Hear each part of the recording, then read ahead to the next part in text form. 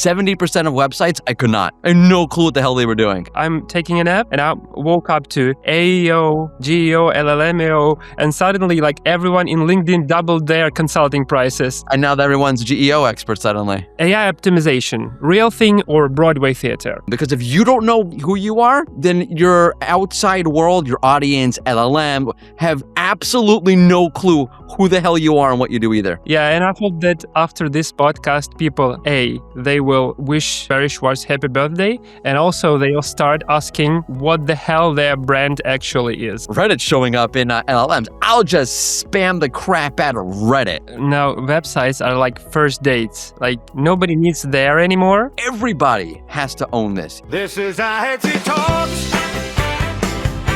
Adsy Talks. Adsy Talks. I keep thinking about like how simple life used to be. You rank higher, you get traffic, you get money, right? Now it's like Google just answers stuff itself. And like AI summarizes you before you like anyone even knows that your sites exist, right? And somehow the companies that win aren't like even better optimized. They're just like less confusing, right? So I want to start like kind of weird. If a company cannot explain what it is in one sentence, like why we are trusting Google and AI to figure that out for them, or we're just outsourcing confusion right now. I don't know where to start with this. And I feel if you follow me, I'm sorry, for a while, I probably said this before, so I'm going to repeat myself. One is, I once did this like years ago. I went around to 1,000 websites and I spent 10 seconds on the website, and then I recorded, was I able to understand what the thing actually is by looking at the top fold of the homepage for 20 seconds, 30 seconds, whatever it was. I don't remember anymore. 70% of websites, I could not. I had no clue what the hell they were doing. And they weren't, the way I pulled this, they were sites that were getting like lots of visitors. They weren't like, a mom and pop. These are website businesses. No clue. The second thing is, I've said this before, there's two things I want to do before I die, which is I want to go to every single baseball stadium in one season, and I want to ask every Fortune 500 CEO, what's your brand identity, let alone their positioning, and just sit there and laugh while they're like, I have no clue. And this is a fundamental problem, because if you don't know who you are, then your outside world, your audience, LLM, have absolutely no clue who the hell you are and what you do either. Yeah, that's sad, but that's true. And okay, Mordy, I want to start like this. You're head of brand at SE Rank, right? You former Wix and Semrush. And basically, like someone who's been in SEO long enough to know when people are pretending. But I want to ask you like this question. If you gonna to present yourself to people the way that you want them to remember you by, what will it be? Like Me personally? yeah, because Oh, everyone wow. is presenting you like some character, right? Like Yeah. someone they know from the internet. But I want to hear like what you want to say about you for the people to Oh. remember you by. Okay, so I'm not going to give you like a first off, don't remember me. That's to get your image and burn it out of your mind. The second thing is, so I'm not going to give you, I get pigeonholed, which I don't like. I was talking about this on WhatsApp yesterday. Somebody I used to work with at Wix. Everyone thinks, SEO, because I've been in this space for a long, long time. I really enjoy, and I think this comes out in the way I present myself on my actual content to the external world. I really enjoy thinking, which is crazy. No one likes thinking. I really enjoy like thinking through a problem and figuring out what are the consequences of that problem that lead to the next problem, that lead to the next problem, that lead to the next problem.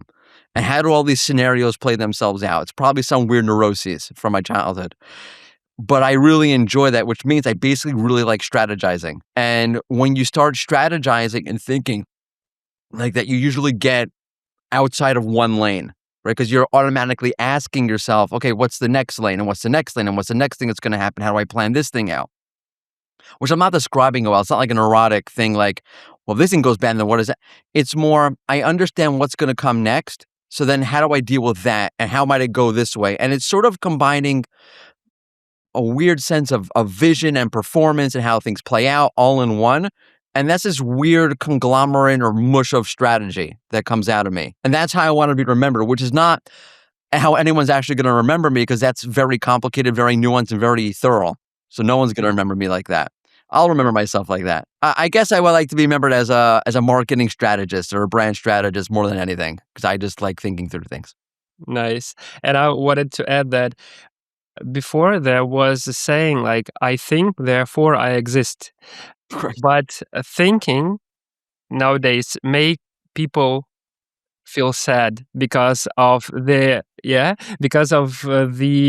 conclusions that you might come to. And right now we might say, I think, therefore I'm sad. Well, I have a great uncle. I don't know how true this story is, but we're going to pretend it's true. He was a developer at IBM like 50 years ago. And someone asked him, hey, Michael, what do you think? And he goes, I'm not paid to think. And they fired him.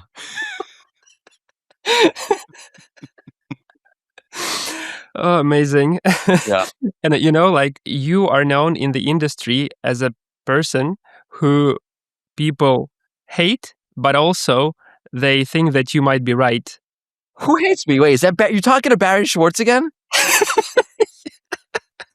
Son of a gun. He's always walking around telling how much he hates me. It's ridiculous already. What's with that guy? Yeah, well, I'm not giving names here. Yeah. Let's I was saying, okay, like hug to Barry. yeah, we will talk about it like Oh, okay. after the podcast. Oh, But good. yeah, everyone hates that eventually you are right. And as you say, as a broken clock that shows the right time 2 times a day. Well- So I want to ask you this. When did SEO become less about search and more about companies realizing that they don't actually know who they are? First off, now I know who you're talking to. You're clearly talking to my wife, who hates when I'm right in the end, eventually, which only happens like once a quarter century. I don't know. Like, there are a million. I hate this whole thing. I hate this whole social media thing. If I could, I'm an old teacher, so I like talking. I like talking too much. I'll yap away, which is why you become a teacher, because everyone has to shut up and listen to you, right? Like, that's our psychological profile for you right there. So I like talking, I like communicating, which leads into what I do. I do a lot of comms. And this is my worldview on things. And I think there's multiple worldviews on things, and everyone has their sort of corner. I don't think anyone has the market share and truth. I think there's various truths that overlap. Like, you could look at things from a very technical point of view. You could look at things from a much more holistic point of view. Those aren't two wrong or right perspectives. Those are different perspectives and different ways of seeing the universe. What I think happens, though, and this really goes beyond just marketing, this is a life point. There's generally a baseline of truth, right? There's a baseline for, okay, what's a reasonable way to interpret this, and what's a non-reasonable way to interpret this. So, like an example would be a non-reasonable way to interpret something. Okay, technical implementation impacts SEO. Completely reasonable. That's a baseline reality. Both holistic SEOs and non-holistic SEOs and marketers, and everyone has to agree on. That's just a reality. And how you interpret that reality can just be different. And everyone needs to recognize, like, if someone has a view that's different than you, as long as it's reasonable, chill. Is that a reasonable opinion or not a reasonable opinion? If you're going to say technical SEO is every core web vitals is the single most important thing ever, and put all of your... Okay, that's obviously ignoring another baseline reality, which is there's another part of the performance equation, which is how you're interpreted, which has nothing to do with technical performance. It has to do with how are users, search engines, and everyone interpreting you, and how does that wider digital footprint manifest itself in what we used to call SEO, or now is GEO or LLM visibility, or brand, whatever the hell you want to call it, and how does it manifest there?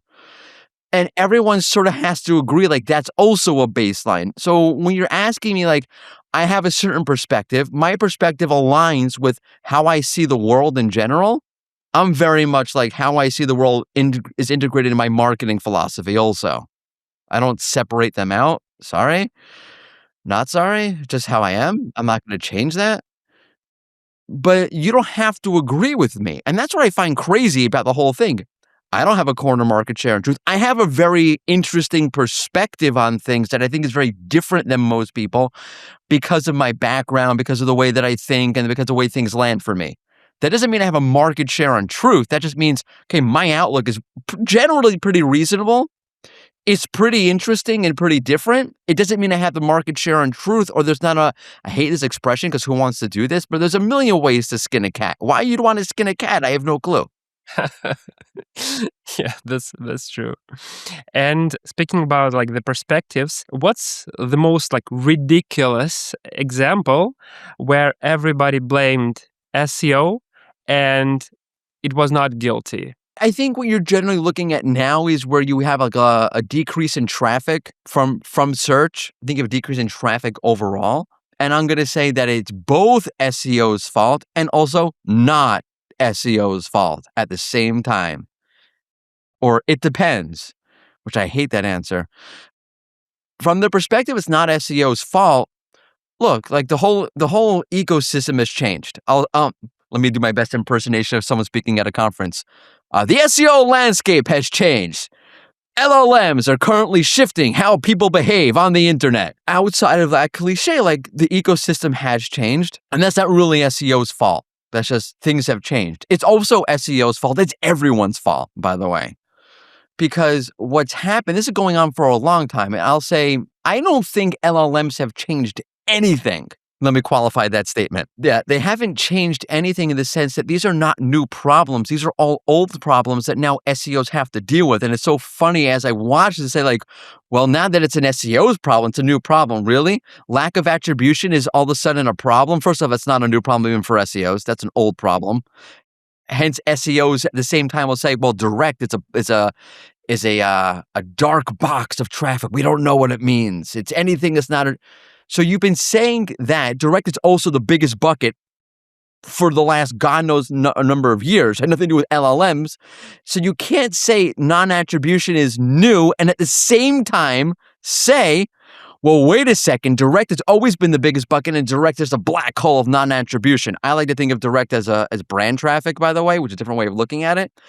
But even outside of that, if you've been running a TV ad since the 1950s, this question is not new. I run an ad for, I don't know, Coca-Cola in the 1960s. Was Coke even running ads? Whatever. Right? How do I attribute that to business growth? Not a new question. This is not a new question. None of this is new questions. It just now applied to SEO. And I'll say the last part of this thing is where it is everyone's kind of fault. We have saturated the web with garbage fluff content, what Google's now calling commodity content versus non-commodity content. You know, like 5 ways to change a tire. The best tires for tiring on the road for tires near you. We flooded the web with this because it's kind of worked for a while.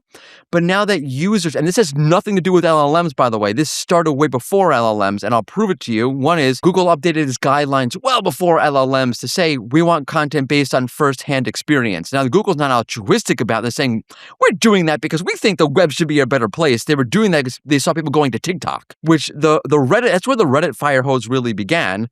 And that problem of flooding the web with crap content is both SEO's fault, it's everyone's fault. We should never have flood. Just because we could doesn't mean that we do it. Like, I might be able to send a rocket ship to the sun. Probably a bad idea because we'll all melt. Unless it's the wintertime. Bad joke. By the way, it was a really good movie about the spaceship flying to the sun. I liked it. I enjoyed it. Well, eventually people got crazy there and killed everyone, but yeah, it's good. There's a great old, I'm going to Ali G, sits down with Buzz Aldrin, who was the second man on the moon, and he goes, when do you be thinking we'd be getting to the sun? He goes, well, the sun is far too hot. And he thinks he's just joking or something. And he goes, what about in the wintertime when it's much cooler? Yeah, we will kill it with fire. Yeah. But that's what sort of happened with the web. It's been a mess, and it's just a bigger mess now because all AI and LLMs have done has hyper focused that problem that existed before. They just summarized it. Yeah, they summarize in a really big way that you can no longer ignore. I know that you work like with huge brands, and I want you to tell me a story, maybe one off the top of your head, when you instantly know that, oh boy, these people have identity crisis, and like, what's everybody saying? Who's fighting with whom? What was the chaos look like? Wow. Okay, where do you want to start? One was this was when I was at Wix. We were building a landing page for the they launched a product called Wix Studio. We were building a landing page about SEO and how Wix would handle how Wix Studio in that case would handle SEO. And I was just doing research. The whole team was doing research. We're doing research like on just looking at different people's LPs. And this was, I'm gonna say, maybe like 5 months after LLMs became a thing. So we're talking like, I don't know, 2020. I'm terrible with years, like 2023, I guess. And every SaaS on the planet had AI powered, AI powered, AI powered, AI powered. I'm like, in the last 3 months, you've suddenly become AI powered. You've overhauled your entire product to now be AI powered. What are we even? You're just lying. And that's really an identity crisis. What happens is, and this is the reason why it's so important. I know you asked me before about, and I didn't answer you about positioning. I answered you about identity. And that was on purpose because everyone knows you, everyone now, and I'll say it's a giant mistake in general, and it's really not limited to the SEO space. It's really limited to the entire marketing space. Everyone will talk about positioning. Oh, now you need positioning. I'll give you a great case I was looking at. I'll post this on social at some point. I have it scheduled. There's a brand called Gatorade, which I've been tracking for years. They're owned by Pepsi. If you're in the US, you know obviously what I'm talking about. If you're not in the US, maybe you do, maybe you don't. They're a sports electrolyte drink. They have the biggest market share in LLMs for all those kind of categories. Energy drinks, sports drinks, sports hydration, electrolyte drinks. They also have some of the worst sentiment, 6, 7. So they have lots of visibility, but they have terrible sentiment. And you could see what's happening very easily. You could spot it in 3 seconds. You have half a brand brain. What's happening is that LLMs understand, and you can look at this for the search volume for the keywords in tools like SE Ranking Plug, that some of the biggest questions around Gatorade have to do with health. Is Gatorade healthy? Is our sports drinks healthy?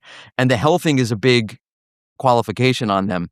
And the way that Google LLMs, and check this out, people understand Gatorade is very much from a health perspective. And if you want to go into the brand side of that, they did it to themselves.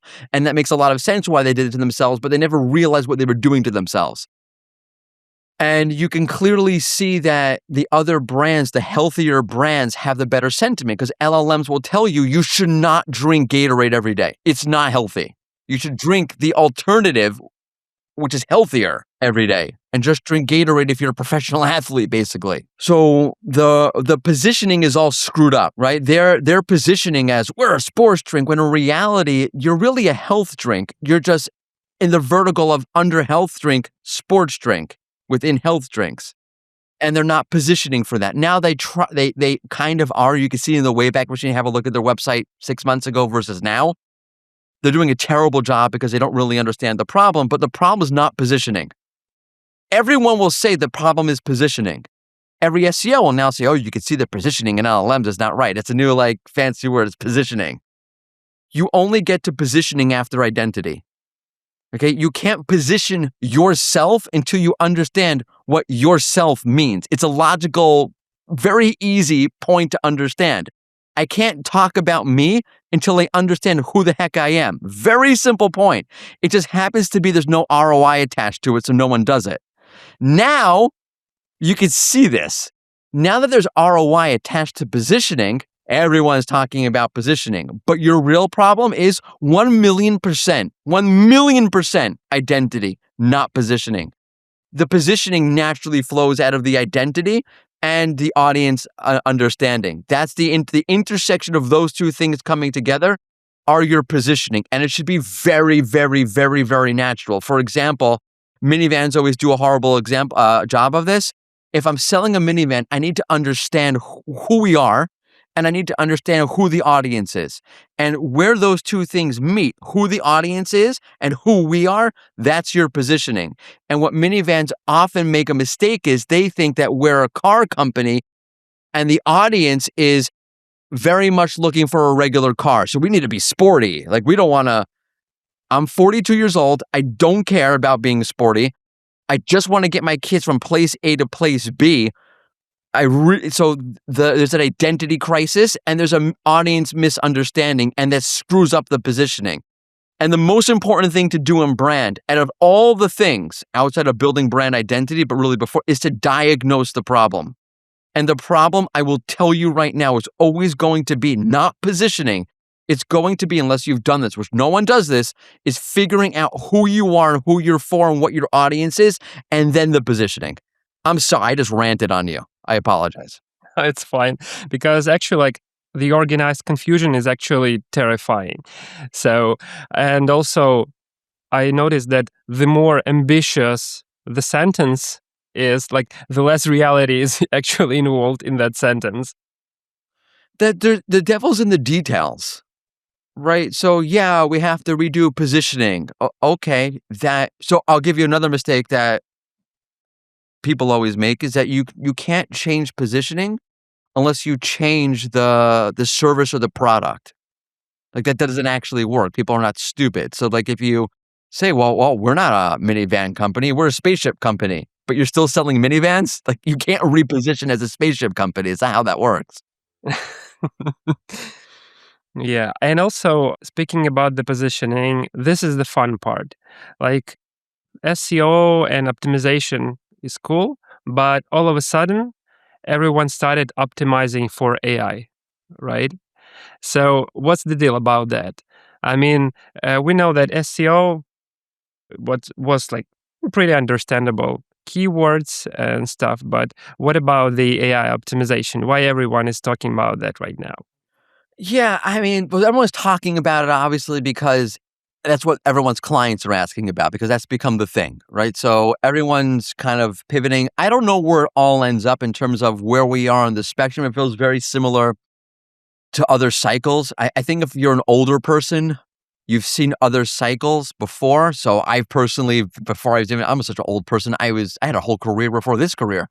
I was in the real estate space for 10 years. Oh my gosh, back during the crash in 2008.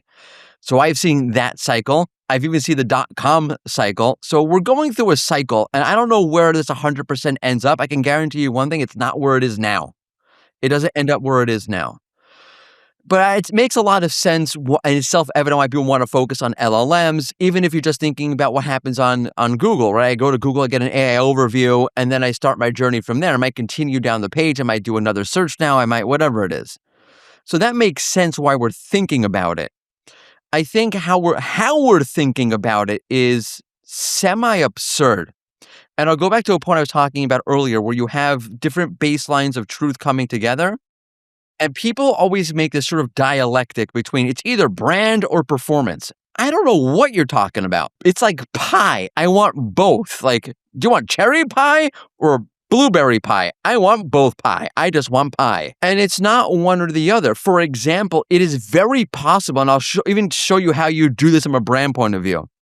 It's very possible to hit that top level SEO content while also positioning your brand at the same time. And you'll say, how? That's SEO content. That's very 5 ways to build backlinks, blah, blah, blah, blah, blah. You know what you do? Let's say it's on your blog.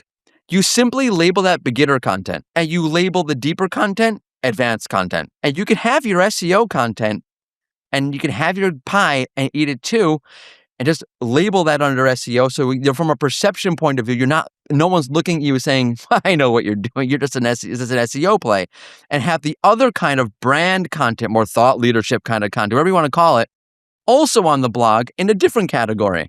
So you just categorize it that's what we did on the Wix SEO, how we had beginner content. We called it beginner content. You know why, by the way? Because it was good for beginners.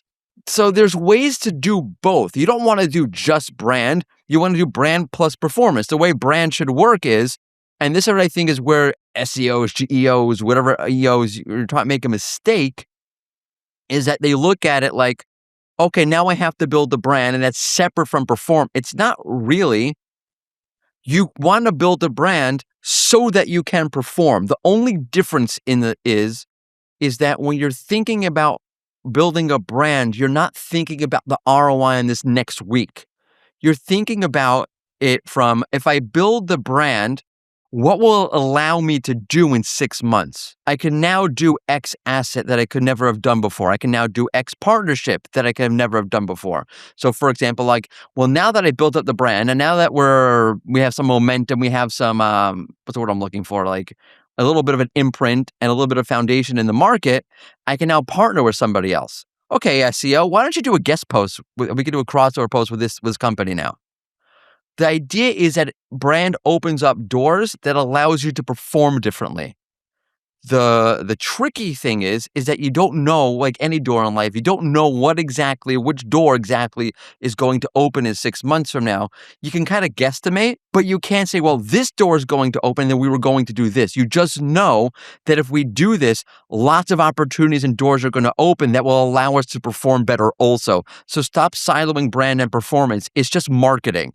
And different stages in different ways. Yeah, it's always about the diversity, because if you focus only on one thing, the chance that you will fail is much higher than if you divide this into several channels.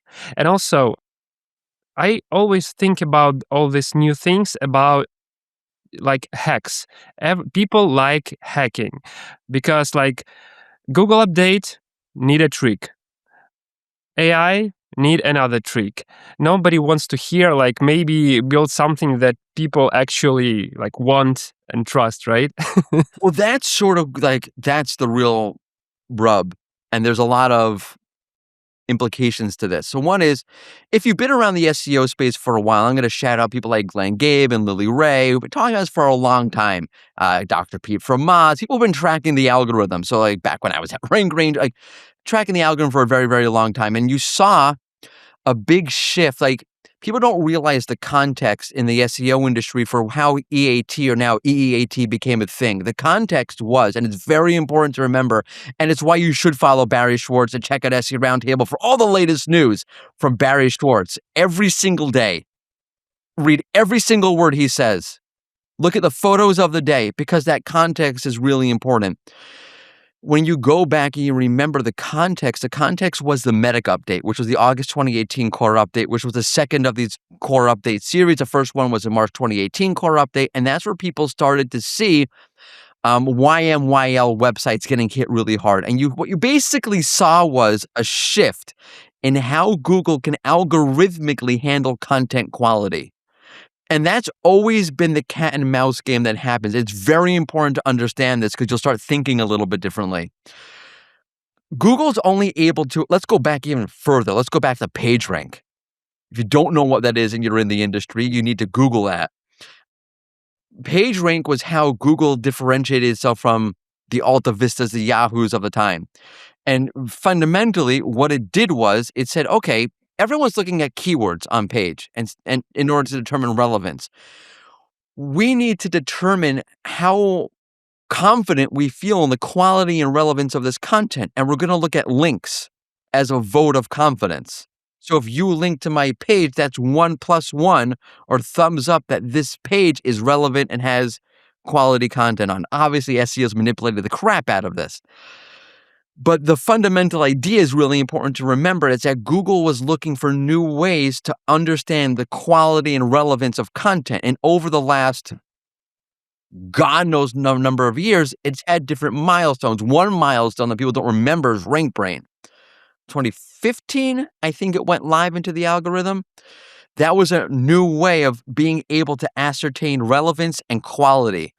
And that's how you used to have like ranking factor studies. Then we had niche ranking factor studies. I remember getting up on stage with somebody and saying, yeah, ranking factor studies don't even matter anymore. It's all per query or in whatever. But that's sort of the evolution of time, is that as Google's technology gets better, the bar gets higher for what is quality content. And SEOs or content creators in general trying to meet that bar. And instead of looking at, okay, Google's going to keep getting better, so I might as well get ahead of the bar.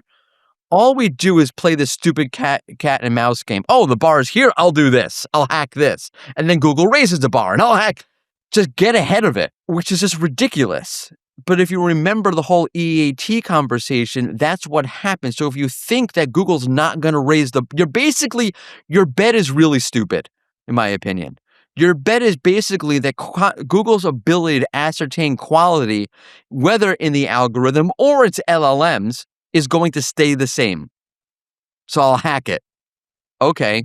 The second thing you have to think about, I remember talking to Will Reynolds about this on a call one time. He had a great follow-up point to this, which I don't have time to get to, but Will's brilliant. You should follow him. What performance marketers have basically done over the last 20 years has been basically to walk up to somebody on the street, punch them in the face, turn right back around now and say, hey, can I sell you on something? As if we don't remember that we just punched them in the face 10 seconds ago. And it's so dissonant and it's so ridiculous because what happens is people are starting to look at your brand a little bit more. They're trying to understand like who you are you relevant? Do I like you? Do I not like you? And that has been that started before LLMs. It's been hyper-focused by LLMs. And that really started way before this also, but the first noticeable moment is when people started to look for actual experience in their content, like by going to TikTok. But all this time, the way that performance marketers have been trying to sell people on the internet is 10 ways to do this. Click here, get this, get that. And we've been basically punching people in the face for the last 20 years. And the consumer has really no other choice. Like, all right, this is just like stupid internet content. Now, they haven't consciously thought that. And this is where performance marketers also make a big mistake. It doesn't matter what people consciously think. You know what really matters is what they unconsciously think. Okay, Nike was never going around thinking, you know what, we had to create conscious associations. They're like, no, let's build up unconscious associations between us and Michael Jordan, and that you'll unconsciously now start associating us and Michael Jordan together. Brilliant. Everything is at the unconscious level. Most decisions people make, this is another point people need to realize, most decisions you make in your everyday life are latent. They're unconscious. I don't decide, you know what, I am really going to pick this mug out of the cabinet. I just grab a mug. Maybe I'm thinking for a second, I like that mug, I'll take this one. But it's very unconscious. Decision processes are very, very subtle. And when you start basically putting out performance kind of content, and now people are looking for something different, what you're basically doing is punching your user in the face and then saying, buy from me at the same time, which makes no sense. So if you're going to hack the LLM and you're going to try to run whatever hack you're going to do, you're going to run the risk of punching your consumer in the face, doing something that is very much either consciously or unconsciously not pleasant for them. And then ask them to buy from you a second later. And if you think of it from that perspective, that's clearly psychotic. And you during this story, you mentioned like pages, rankings, and I keep thinking like, do websites even matter anymore? Because like AI and Google with their AI summary is sourcing the information from all over the internet. And why would I visit website if I can get the information with 0 clicks? It's a great question. I'll broaden the question even. I've heard somebody took this on a podcast called Say It Anyway that I host with Maruta Dragomir, who's the CMO of our sister company, Planable. Someone mentioned to me I've seen this a bunch of times, your brand doesn't even matter because agents are going to go, they're going to consume the content. Who cares what people actually think? So forget website, your whole brand doesn't matter anymore. Well, one is, how are the LLMs going to understand you? Two is, everyone has a brand. The question is, do you control that narrative or you just let people, your brand just means how people, or in this case, agents, perceive you. So either you control that perception or other people control that perception of you. Which one would you like? Again, 6-7. The issue with the website is it's just like life. And I think when we take things out of like marketing and you just put it into life, you need to have an opinion of you and communicate that. And a major source of truth about you is going to be what you say about yourself. What's also really important in life is what other people say about you as well. And those are not really two separate things. What you say about yourself and how you present yourself to the world is going to impact very significantly what other people say about you as well.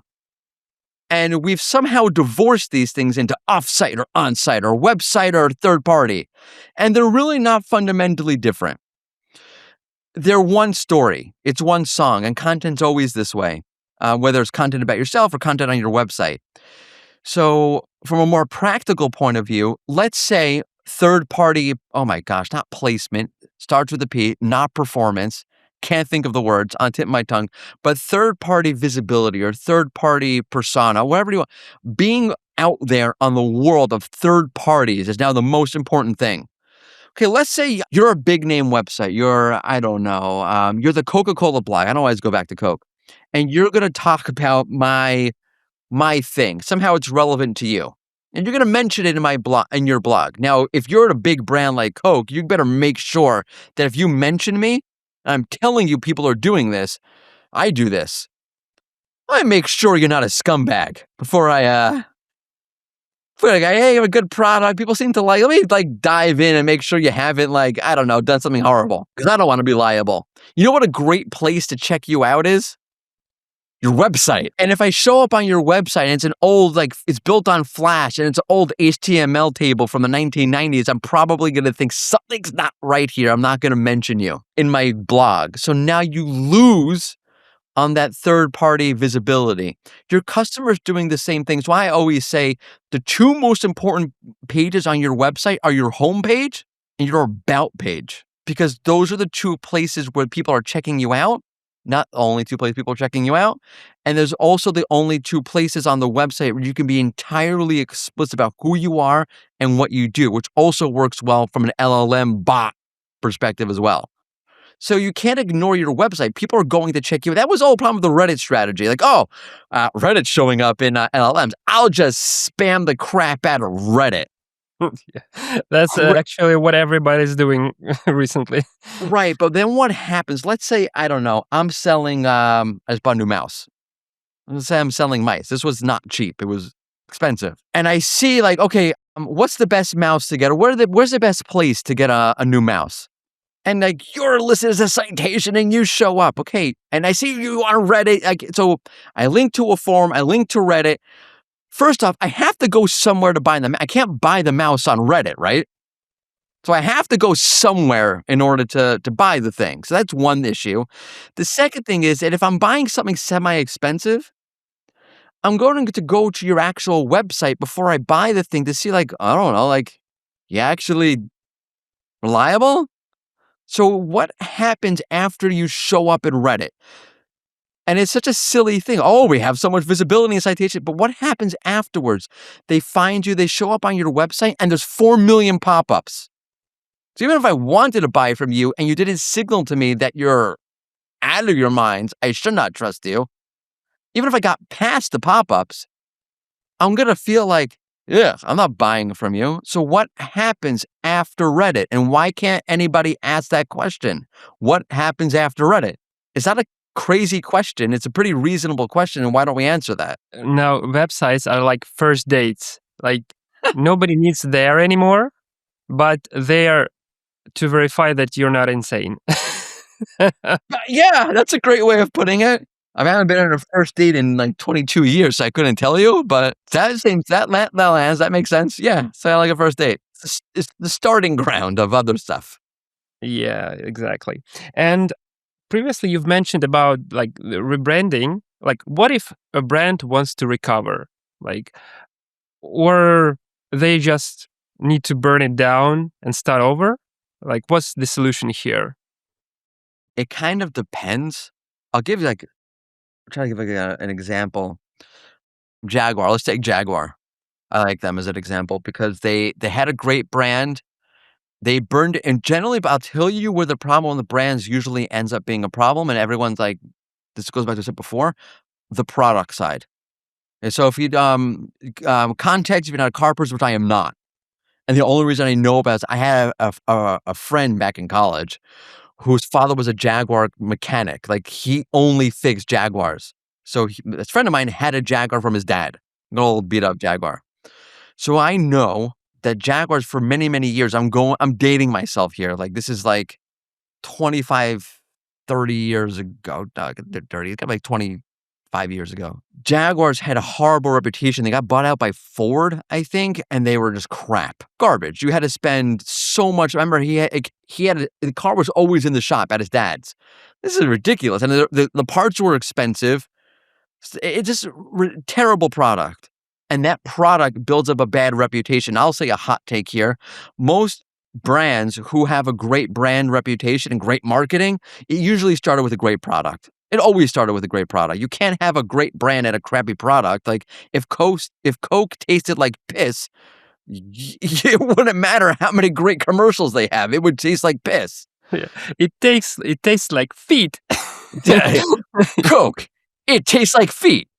Everyone loves it and having a great time in the commercials. What would happen? People would go, oh, this looks like a lot of fun, but then it tastes like feet. I'm not doing it again. So you have to have a great product. What generally happens is that somewhere along the way, that product gets offline. And that, by the way, usually ties back to brand identity. Brand identity is cross functionality. It's product, it's marketing, it's everything. And what usually happens is somehow you get off track because you don't have that product identity, because you don't have that brand identity. You don't want to call it corporate vision, whatever you want to call it. Company vision, company sense of self, whatever it is. And the product gets offline. Jaguar's a good example of that. The product got offline. They started with a negative brand reputation because of it. And what they did, this is maybe 2 years ago, was a famous example. They just burned the whole thing down, which was so dumb. But they did it by accident, which is even dumber. They relaunched, like, we're creating a new Jaguar, a whole new concept, and blah, blah, blah, blah, blah, blah, blah. And it was kind of ridiculous. It didn't have any connection to the current brand. It didn't make any logical sense. How did you get from this to this? And that's the issue with rebranding. The company will generally feel like, okay, we have to rebrand. That might be fair. Or reposition, or whatever you want to call it. And that might be fair. But what they'll do is they'll pretend they live in an echo chamber. That the only people who understand their brand is the company. So they'll come out, new thing. But the audience remembers exactly who you were yesterday. So you have to create a logical evolution and a logical connection between the two. And I'll tell you something. When I was at Wix, we had an SEO advisory board. And I remember the first meeting with the board. It was people like Simon Cox, Andrew Optimizes, Cindy Crum, Michelle Robbins. I'm forgetting people. Nick Leroy. And the product team said, okay, how do we build SEO functionality for advanced users? And the board was so confused. Like, what are you talking about, advanced users? Wix at the time was very much for SMB. So why are you not talking about your SMB user? And it was I remember coming out, everyone was very confused out of that meeting. I'm like, oh, okay, we have to show the natural evolution of how Wix went from X to Y. We can't skip that step. You have to show the connection. Jaguar did that. Jaguar had an old like brand theme of we will do things differently than everyone else, which is how the brand started in the 60s. Remember like those James Bond looking cars?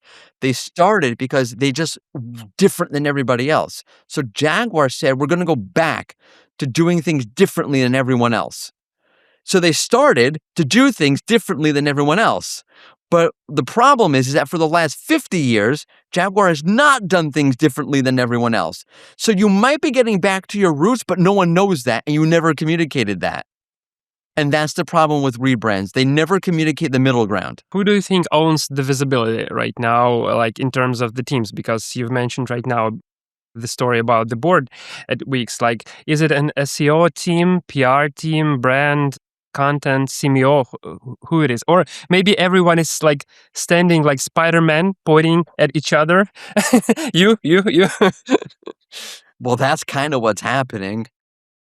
I think like I can give you a hot take. I'll say everything should be under comms to a certain extent because everything is comms. Everything is communicating. Even SEO content is communicating to an audience. That's a hot take. I'm obviously biased to that point of view, so I'm not going to say that. You could say the CMO should understand it and be the mature person in the room to say, hey, we have all these different teams. That depends how the structure is also structured. Some companies, heads of brands and CMOs are on a on a more equal level. That really all depends on the company structure. I'll tell you a point on the CMOs. This is the point that we got back to that Will Reynolds said to me. Because I one time said, I think it's a CMO. And he said, no, it's a CEO.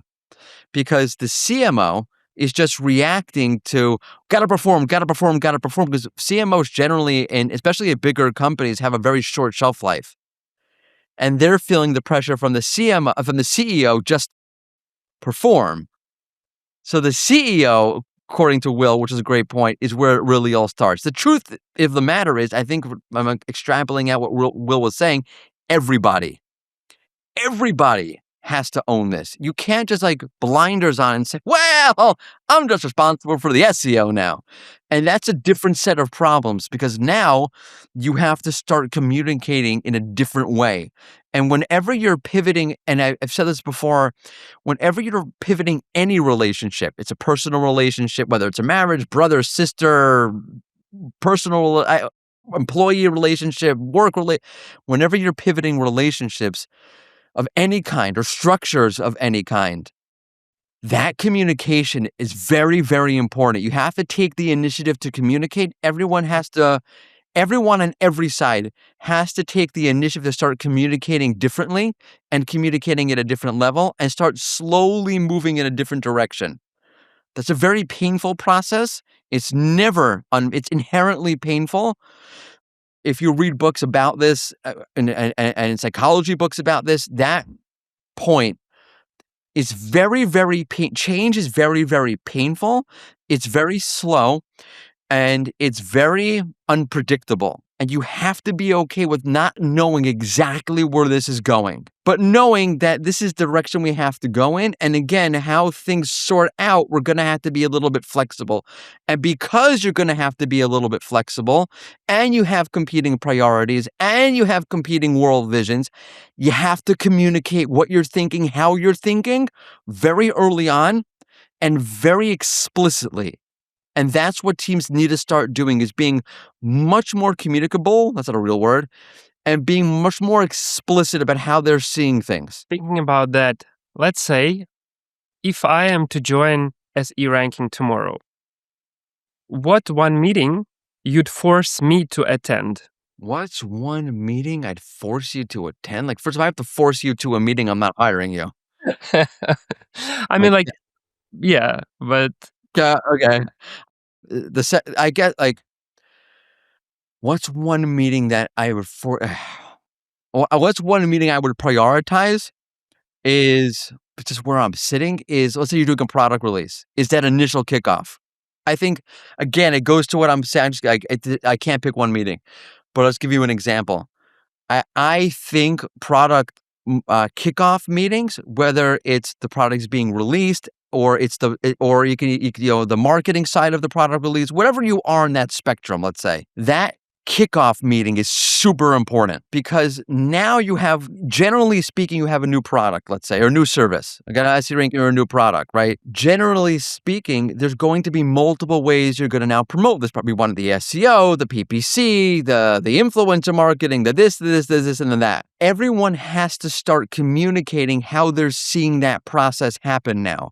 Because now let's just take it from an LLM. Forget, this has nothing to do with LLMs. This is everything to do with being able to adequately communicate and develop the product narrative. But let's just take it from an LLM point of view. If we want the LLMs to now understand our new product or how we're repositioned based on releasing that product, we all have to align on what we're putting out there. And that initial sync, whether it's a 2-hour sync, which I wouldn't ask, or a 15-minute sync, where we all talk about, okay, we need to do the PPC, the SEO, the brand, the this, and that, and everyone starts at least thinking, wait a second, whatever I'm going to do is going to impact this other team, and I need to start communicating differently now. That's the most important thing. The process will go wrong. You will not get it right the first time. It will be messy the first few iterations, but eventually you'll start understanding how to think as a group and to communicate as a group and to start prioritizing other people's priorities. It really comes down to, by the way, whether or not as a human being, you're able to recognize the other, which, oh boy, That's difficult. We've talked right now like about the meeting I should attend, and what about one meeting that you hate, that you believe that is a corporate cosplay? Basically, any meeting that's completely unsiloed at this point. I don't know how to. Let me try to think of a meeting on my calendar. No, no. There's a lot of them. I'm not having a hard time picking. No.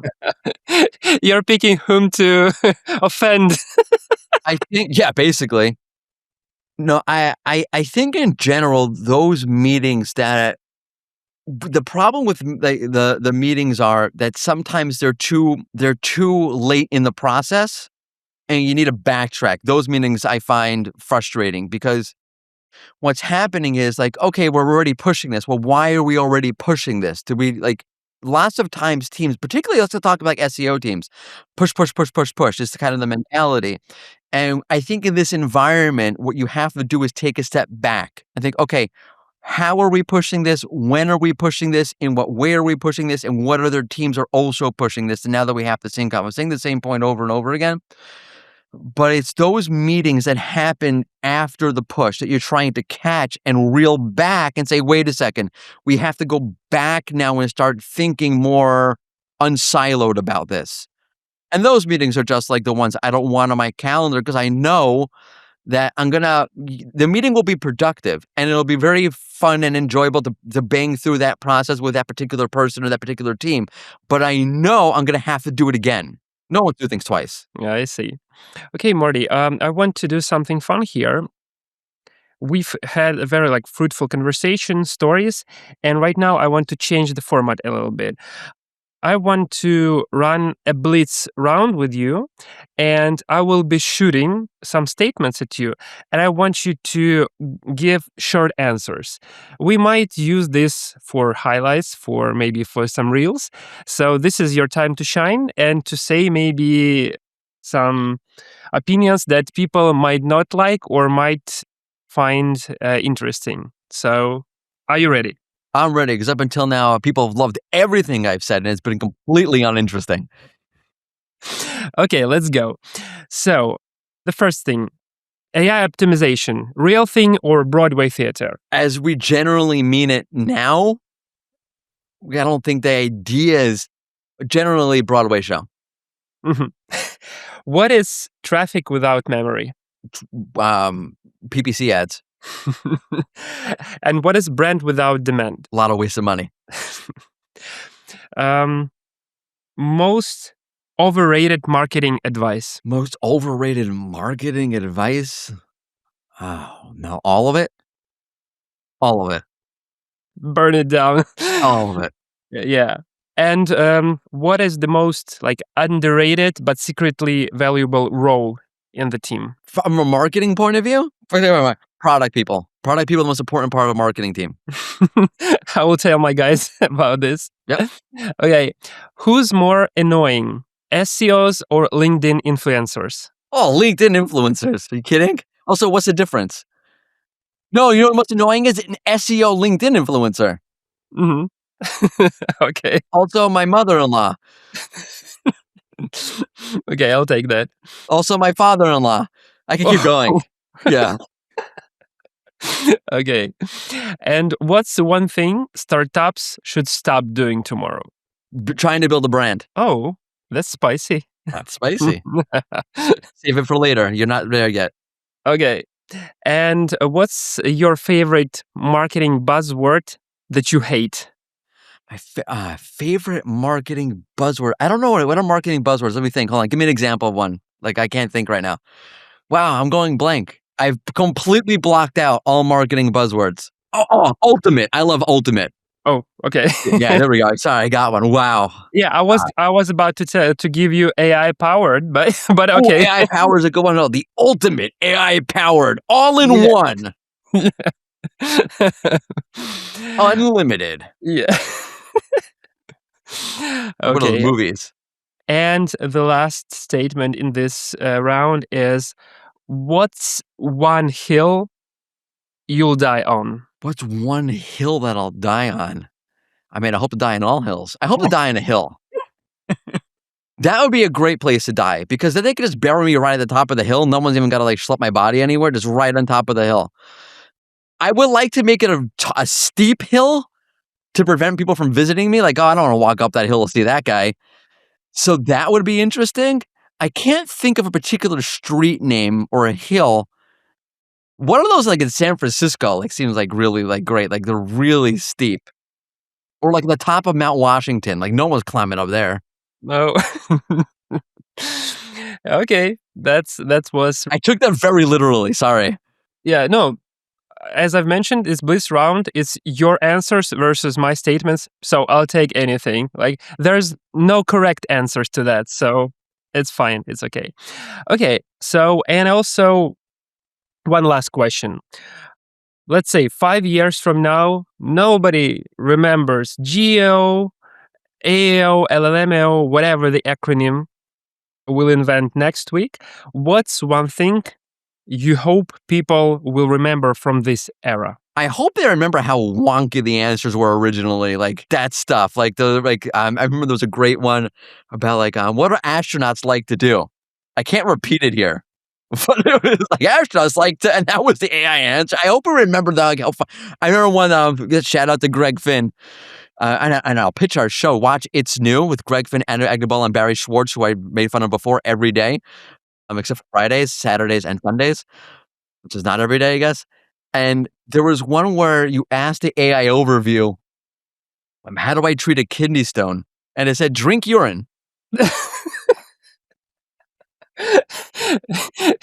It's actually so painful because back in the 90s, that stuff was like a thing for some reasons.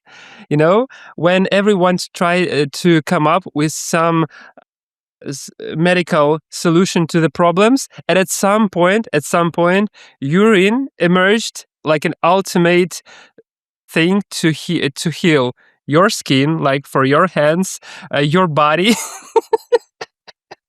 and stuff. So, well, I drink it because it's sterile and I like the taste. To quote Patrick O'Houlihan from Dodgeball. Okay, so how did we come from? I don't know how we got to but that's the power of AI. It really gets you from one place to another place real quick. Yeah. Okay, so like I feel like everything like we talked about comes back to one thing that was annoying. It's like clarity. No one has any. I don't have any. No one's got any clarity. If anyone says I have clarity, don't believe them. It's the blind leading the blind. And that's just, it's been that way since the dawn of humanity. Okay.